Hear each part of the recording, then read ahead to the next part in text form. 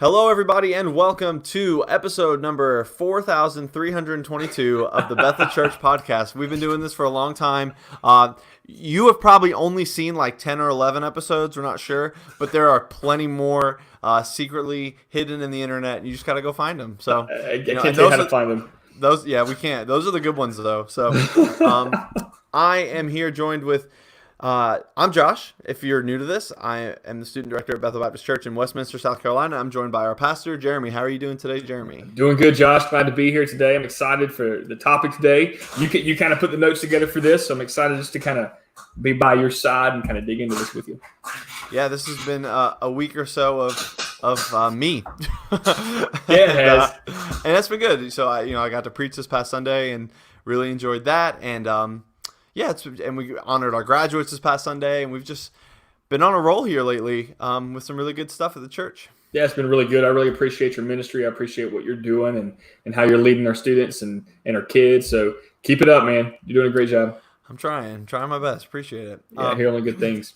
Today we have a really fun conversation that I'm really excited about because this is something that I care about a whole lot, and we're going to be talking about I guess the broader umbrella term would be technology, but I think as we dig into it, we're going to be really talking just about the internet and social media and how and now I'm not a parent, but how parents can disciple their kids, their students, their children.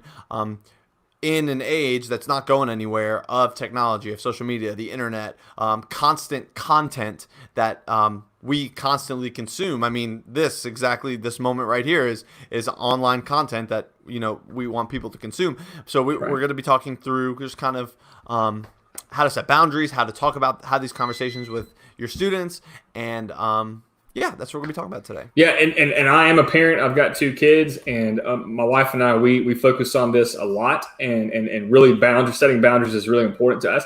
But just because you're not a parent, your opinion, it matters. You've worked with kids for many years. You've worked with students for a good long while, and just your input and your perspective is helpful in the conversation, because I think in all of this, we're all learning. Technology is constantly changing, apps and things, and what's popular and what's not popular is constantly changing. And normally, we're behind the times. We're old people. We're still on Facebook, right? And our teenagers, they don't have a clue what Facebook is all about. It's funny. I promise you I didn't, but I almost put that exact thing in the notes. I was gonna say write, just don't worry about Facebook. It's not important anymore. Yeah, I hear you. But even in a non-discipleship of like your students or your children context, I think that, like you said, this is something that we all should understand for our own, spiritual, personal, mental health, like all those things. I think how to deal with technology is still important for us, even if you're not discipling someone or leading, someone younger than you in, maintaining a proper health with technology. Yeah, sure. We need to understand it because it's a part of who we are in our culture, and we want to navigate it the right way. So when thinking through some just kind of key verses and things, I don't think I came up with any verses that are too earth-shattering or deep cuts. I think these are pretty widely known verses in the Christian context, but I think they're important because they really are dealing with, one of them's dealing with sin. But anyway, I'm going to read them. The first one comes from 1 Corinthians chapter 10, verse 23. It says, "I have the right to do anything, you say, but not everything is beneficial. I have the right to do anything, but not everything is constructive." That's really the main part of the verse. That's a verse we hear that, I think is very important when asking the question, should I be doing this? Should I be, engaging in whatever it may be? I think especially when we're going to be talking about technologies, we're going to get into this, what is beneficial, what is constructive, because I can do anything, but what is beneficial, what is actually constructive for my life. And I think that's important as we talk about boundaries and things for technology. Yeah, I think so. And I think the scripture also tells us, over and over and over again, that what God desires for us and what he says is pleasing and good is always what is best for us. And so that's kind of the standard and the measure that we'd always kind of compare things to. Is this something that would honor God? Is this something that would please God? The old adage, what would Jesus do? I mean, I think that bears some weight too. So, yeah. And then the other verse that I thought of, Matthew 5:29 from the Sermon on the Mount. This is Jesus' words. If your right eye causes you to stumble, gouge it out and throw it away. It is better for you to lose one part of your body than for your whole body to be thrown into hell. And if your right hand causes you to stumble, cut it off and throw it away. It is better to lose one part of your body than for your whole body to go into hell. Now, obviously, you can read that and say, "Oh, am I supposed to cut off my hand?" Of course not. But if that's what it takes, and that's really what it's about, taking extreme measures. It is about recognizing sin and recognizing issues in your life and being willing to go to any length to turn away from that. Yeah. I mean, Jesus is obviously using hyperbole here to kind of get his point across. He's, like you're saying, using extreme language. But the idea, just like you said, is that sin is serious. I mean, it's a big deal. I was talking to the young adults about this just a few weeks ago, and at our house on Thursday nights in our prayer and Bible study group, and we just talked about how we tend to minimize sin. We rationalize it away. We justify our own actions, and we don't think sin is as bad as it is. But obviously, sin is such an offense to God. It is so harsh to a holy and perfect God. He can't. I mean, he's patient with us, yet he cannot and will not let sin go unpunished. And so it's a serious matter. Yeah, absolutely. It's absolutely. And we are going to talk about this in a respectable way, but in a way that is dealing with some of the sinful things that come from the internet, from technology, from these things. But we're also going to, it's not all just about, for this conversation, at least in my eyes, it's not all just about, about sin. It's just about, I think just general spiritual health in relations to technology and the internet. Yeah, and one verse I wanted to kind of throw in there too was, we actually mentioned it last week when we were talking about to our seniors and our graduates. Proverbs 4:23 says, "Keep your heart with all vigilance, for from it flow the springs of life." And the idea is that if we're going to guard ourselves from sin and choose to do what is beneficial, we have to be intentional as parents for our kids, but even for our own spiritual walk, guarding ourselves, guarding our hearts from what could corrupt it. Absolutely. So where we do want to start, and this is going to, as we go through this, Jeremy's going to be able to provide insight into what he has done as a parent. Like I said, I'm not a parent. And we're not perfect. It's very apparent that I'm not a parent. So I couldn't help but make the pun. All right, so the first thing we want to talk about is boundaries, setting boundaries. And Jeremy, before we got on, talked about guardrails as an example. But setting boundaries, I know that we, our students, our children, every single one of us have the whole world at our fingertips, literally at all times in our hands. And a lot of times we are consuming that and looking at that. And there is plenty of good that can come from that. Plenty. And, we want to be able to explore that, because, like I said, technology is not going anywhere. It's not changing. It's growing. It is changing all the time, but it's not going back. We're not going backwards in any way. Right. And so we want to be able to explore that good, but we want to be able to guard against the bad. So, a couple things. I think that is important for you to set boundaries as a family, especially those of you with young children or teenagers or whatever. Set boundaries as a family. I was doing a little research yesterday as I was thinking about this, and I saw that the American Academy of Pediatrics, the AAP, if you will, recommends creating a family media plan. They have, if you go to their website, the American Academy of Pediatrics, I don't have the exact website, but you can just Google that and find it, and probably search just like family media plan. They have a resource to help you determine as a family what your own guidelines could be in terms of screen time, in terms of how much your children should or should not be spending time on their screens, on their phones. And I think and there are plenty of apps, and I know Jeremy has kind of used some or talked about some before, but creating a plan with your family is a great way to start. And I think that this resource is great. There's probably millions of others that you can just a simple Google search can help you figure out ways to set boundaries for screen time and just spent time behind a screen. I think a family plan is great. And I think for us, just kind of looking at me and my wife and how we've approached this with our kids, we, Amanda and I, we sit down and we've talked about what we want for our kids, how much time we want them in on a screen and what they're doing. And we want to balance that with being outside and doing things outside, being creative and doing arts and crafts and music, sports, all these different things. We want them to be engaged in a lot of different things, right? And so I think a good plan talking with your spouse, talking with your kids about what's good and what they need and what they don't need is part of that. Setting boundaries, what we want to do is we want to create a safe place for our kids. And we don't want to just isolate them from everything. There are things we don't want our kids yet, depending on their age and where they're at, to be introduced to. So we are going to isolate them from some things. But we want to, we don't want to go to the other end of that and immerse them into the culture. You made a comment that the whole world is at our fingertips. I mean, we have access to just about anything through our devices. And so we want to be very cautious about what our kids can gain access to and what they're going to be exposed to, especially at appropriate age levels. And so we want to, and this is going to sound like a harsh word, right? I like the word, but it's the word inoculate. We don't want to immerse them in the culture. We don't want to isolate them from everything, but we want to give them shots of the culture and things alongside of God's word and what he's teaching and what he's leading us to, so that we are, as a family, we are learning and growing through technology and using it appropriately as we do. For us in our home, Amanda could probably talk about this a lot better, but I wasn't going to put her on the spot, put her in the podcast, right? And she's listening to this, so she's saying thank you right now. But we limit our screen time. I mean, that's probably the main thing. We have a set time, usually after lunch, that our kids can go and spend 30 to 40 minutes on a device, and just they're limited in what apps they can use.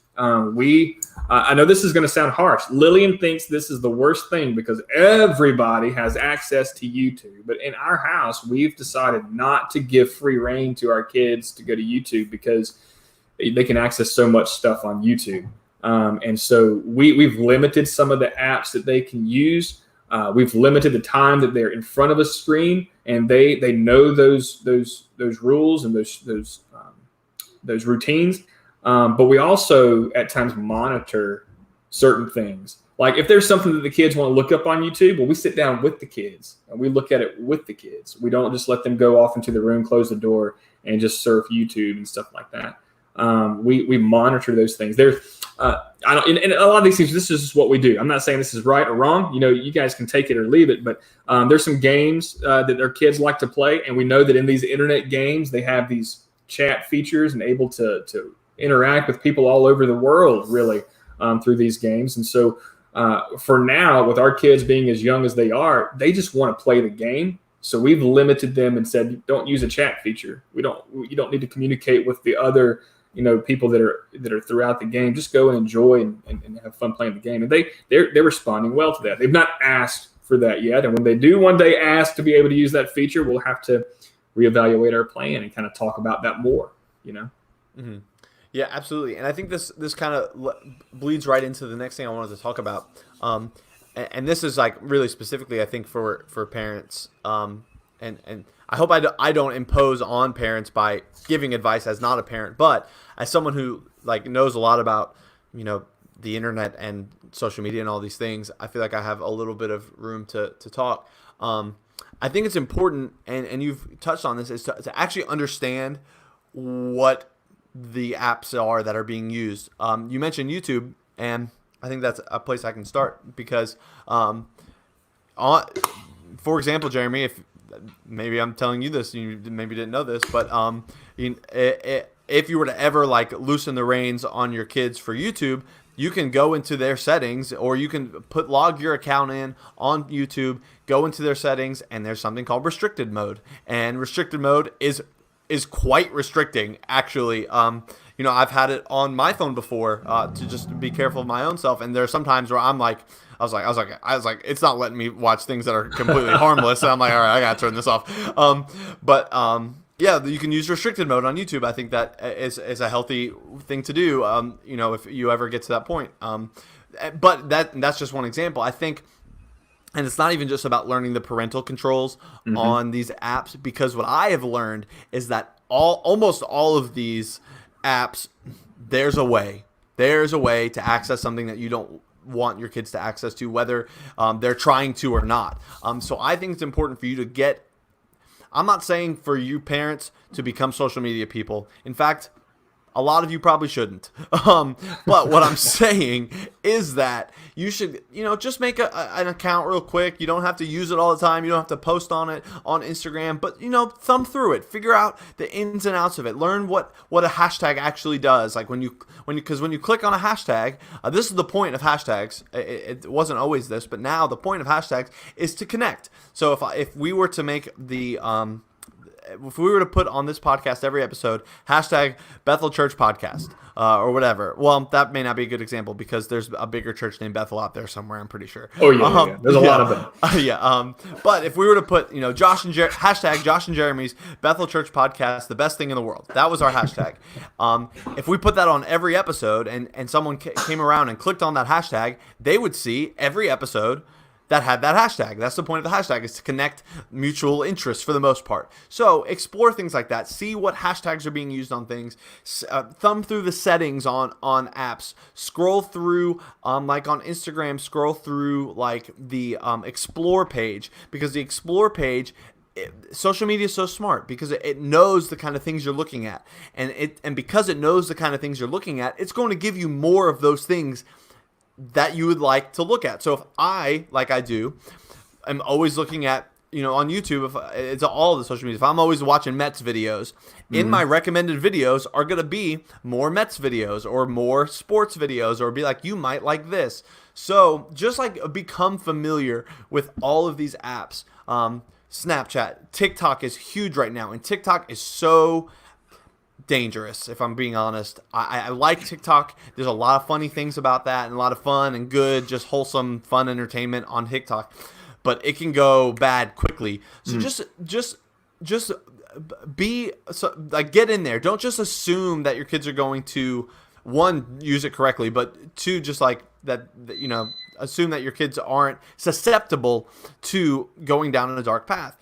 Just know how these things work. I mean, I'm not going to repeat myself a million times, but I think that's really important. Yeah, I think so too. I mean, I think knowing the technology is important. I think that, and honestly, you can learn a lot from your kid about the technology. I mean, if you're sitting there thinking, man, I've never had a TikTok, I don't have a TikTok, but if I, go to the kid and say, if they do, and you've let them have TikTok, say, hey, I'd like to see what that looks like. Can you set that up for me? And maybe that would be an awkward conversation. I don't know. I don't have teenagers, but they probably don't want you on TikTok. They don't want you on Instagram. They don't want you following them, all that kind of stuff, right? You're going to cramp their style. But if you have that open dialogue and have that communication, say, hey, this is why I want it. I just want to kind of know what you're doing. I want to I don't want to be in your world and hovering over you, but I want to kind of know where you're at. I think it's important. I think what God's word teaches us as parents is that we have to provide these boundaries and these guardrails for our kids. And if we are having those conversations with our kids over time, our kids are going to understand. They may not like it, but they're going to understand, while we're doing what we're doing. And I think in the long run, they're going to appreciate that.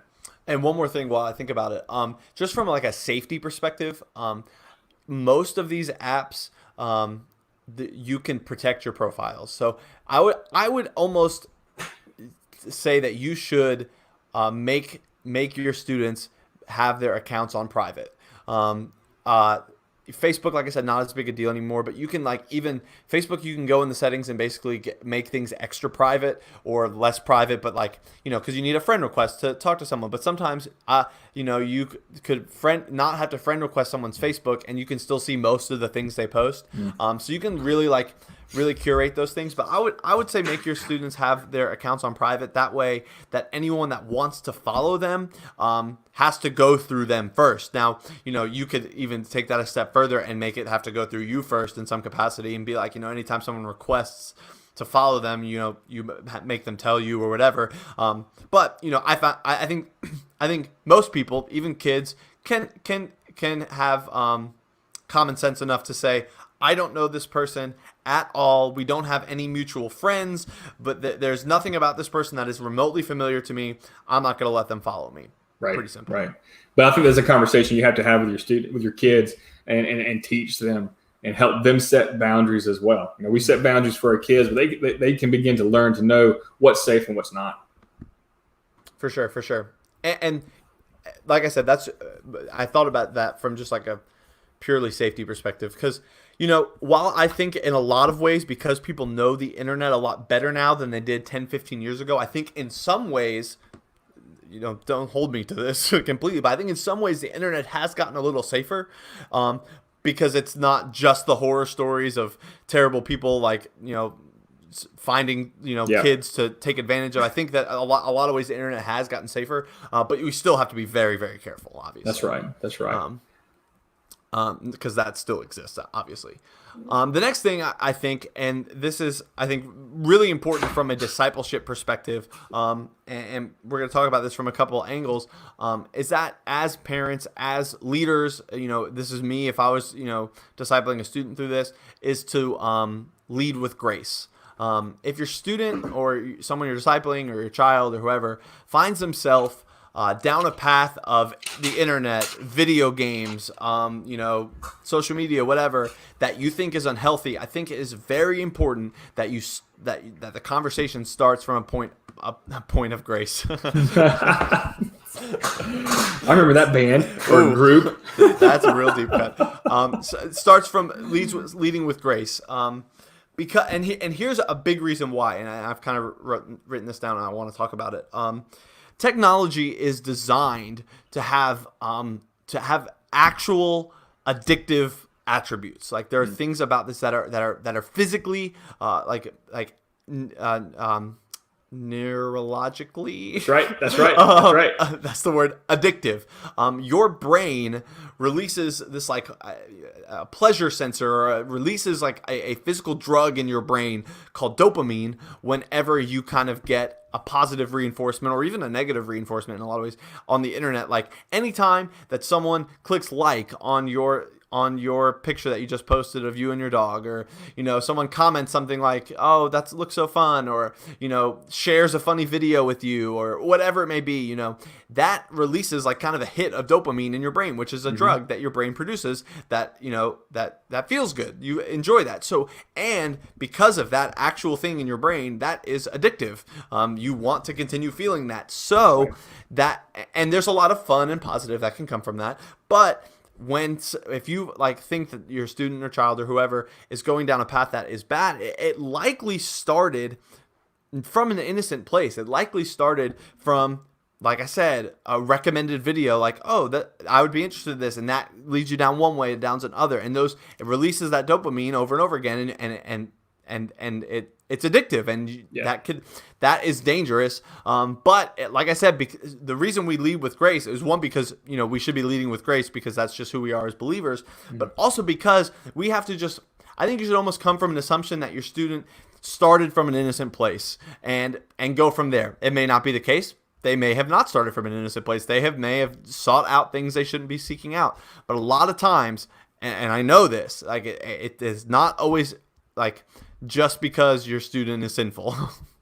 The verse that comes to mind with what you're sharing is in James chapter 1, verse 19. It says, "Be quick to listen, slow to speak, slow to get angry."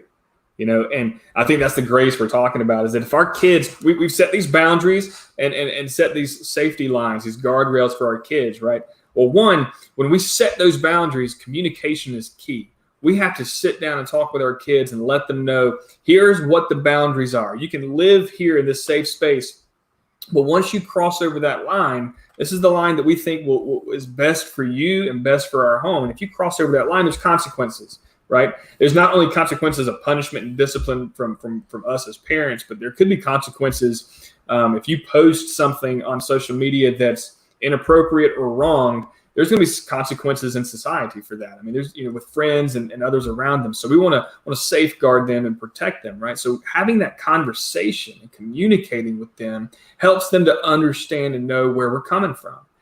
But we have to continue that conversation. So when our kids cross that line, even if it's something minor, parents, we need to talk about that. We need to sit down with our kids and not just lecture them and not just point a finger at them and tell them all the things that they did wrong. But do you understand why that was wrong? Do you understand why that was crossing a line? Do you understand what could have happened had, if you continue going down this route, right? This is why we have these boundaries. This is why we want to be safe here, to guard against some certain things, right? But also listen Be quick to listen to what your kid is telling you, because there may be other things they're thinking of. Just like you said, Josh, if it was something that kind of started with an innocent click and all of a sudden now they're kind of stuck in something they can't seem to get out of, listen to them, hear from them, because that's when how you're going to learn what they need to be able to stay within the boundaries that you set. And I would imagine, and for those of you who have teenagers, you've gone before us on this road, but I anticipate that there will be days when we have these conversations with my kids and those boundaries are going to expand. And they're going to get a little more freedom to be able to do some things that we are not allowing them to do now because of the maturity and the growth that they've had. And we're going to trust them to live in that safe space and do what they're supposed to do. But I think it all comes back to listening well and having an open dialogue with your kids, but be firm. I think also with grace comes, firmness. There ought to be consequences. There ought to be discipline when they do cross the line, especially if they know the rule, they know the line, and they intentionally cross it, then they should, face discipline however you discipline in your home.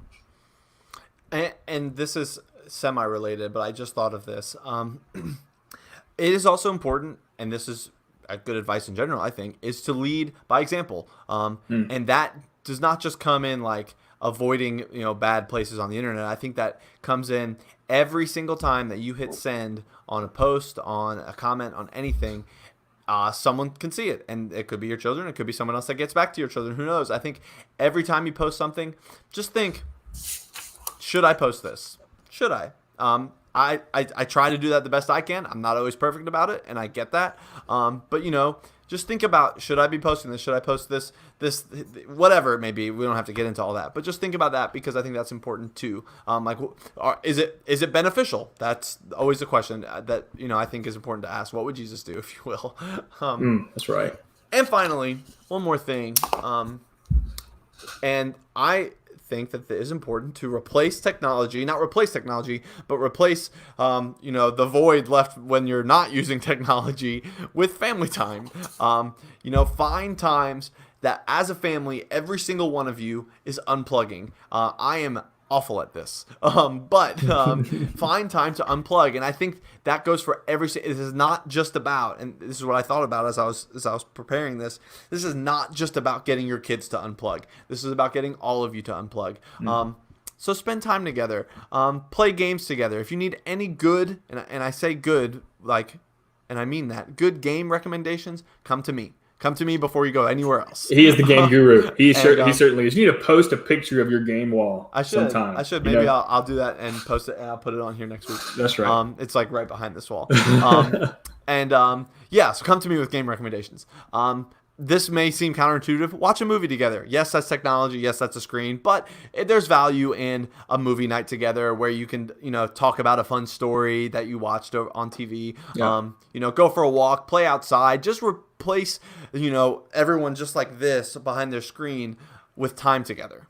Yeah, absolutely. We like to do that a lot. Now, our kids, they're limited in how much time they have on the screen anyway, but we love watching movies together. Since we've been here in this area of South Carolina, we've enjoyed going on hikes and seeing the waterfalls and things like that. And we enjoy just getting out and going and getting ice cream together. There's so much that we just need to plan that time in. I'll share this. We went to Disney World back in February, and I was just stunned because when you go to Disney World, one, I definitely unplugged. I didn't carry my phone with me into the parks. Absolutely wonderful. But when someone goes to Disney World, I mean, you're making memories. You're there as a family. It's a pretty incredible time. And we were sitting there in a restaurant, and it was one of those restaurants where the different characters come around and you can take pictures with them. Our kids have these little autograph books to get them to autograph them, get their autographs.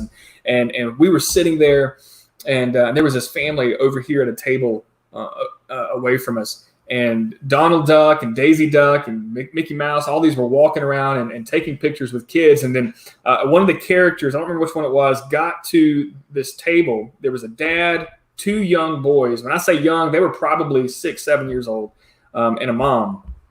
And they were sitting there, and the character comes by and waves. The dad looks up from his phone, right, and waves back. and then tries to get his boys to look at the character, but the entire time they were engrossed in their screen. Even at dinner, at the special moment when you get to meet these characters, I mean, that family didn't unplug at all. I mean, they didn't even have a conversation around the table. I just don't think that's healthy for families. You need to build in time away from screens where you can have face-to-face interaction with one another and enjoy each other. Mm-hmm. And I 100% agree with that. I think that really needs to change. One thing that I just thought about as you told that story is that I don't want to make assumptions, so I'm just going to say from my experience that I think that students are quickly turned off when adults tell them that this is going to sound counterintuitive, when adults tell them that they spend too much time on their phones. And what I mean by that is that I can't tell you the amount of times. Yeah, I mean, and it's the pot calling the kettle black, first of all, because we're all on our phones all the time. But what I mean is that, like, an adult will come into a situation where there's a bunch of kids and say something like, man, all these kids on their phones, look at that, and the adults, like, laugh about it together. I really think that should stop, because I think that turns students off. It makes them want to disconnect even more, because they're like, whatever, these adults think that I'm just addicted to my phone, and whether they are or not is not the point. I think that I know that I have, like, my dad has done that, and he drives me crazy sometimes when he does, because he's on his phone all the time. But, like, we'll say, oh, look at all these kids on their phones here, like, and it just, for me personally, it makes me just want to, like, back off even more and just, like, be unplugged from those people even more. So that's just my, like, maybe too honest take, but, like, I think that, let's not, like, publicly ridicule people for being on their phones or being on their screens. Conversations and good discipleship, all about it. Good boundaries, all these things, all about it. But I think that we need to just shy away from, like, I hesitate to use the word shaming, but, like, to, like, make this big thing about, oh, look at these kids on their phones. I think we need to just be careful about that. Yeah, I mean, I think we're guilty at that a lot. It's like, I wave my phone because I think, oftentimes it's that scripture, before you can take the speck out of your brother's eye, take the log out of your own eye. Mm-hmm. I think we are all probably spending too much time in our screens often. And so I think we need to make sure we take our own advice. Yeah, absolutely. Absolutely. And like I said, good discipleship, good conversations, good parenting, all those things come in good, like, conversations with one another. And that I'm all about. All about that.